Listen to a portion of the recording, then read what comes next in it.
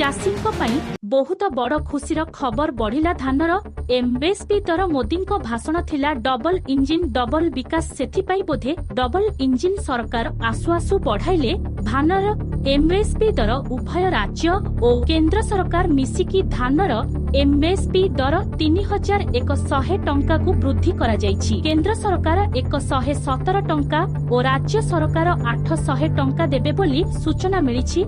MSP दर वृद्धि को नहीं राज्यवासी एबे बेस खुशी अछंती। आप हर किसान को मेरी तरफ से मिली है और किसान को मेरी एक बात जरूर बताइए, उनको कहिए कि आज तक जो आपकी लूट हुई है मोदी ने गारंटी दी है कि यहां बीजेपी की सरकार बनेगी तो छत्तीसगढ़ की तरह उड़ीसा में भी धान का एमएसपी 2200 रुपया नहीं 3100 रुपये क्विंटल होगा।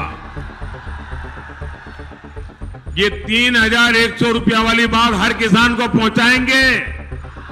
राज्यवासी को अनुरोध एही भली खबर आगुआ पाइबा पई आमु चैनल को सब्सक्राइब लाइक और शेयर करंतु। धानर दर वृद्धि को नहीं केते खुशी अछंती कमेंट करंतु।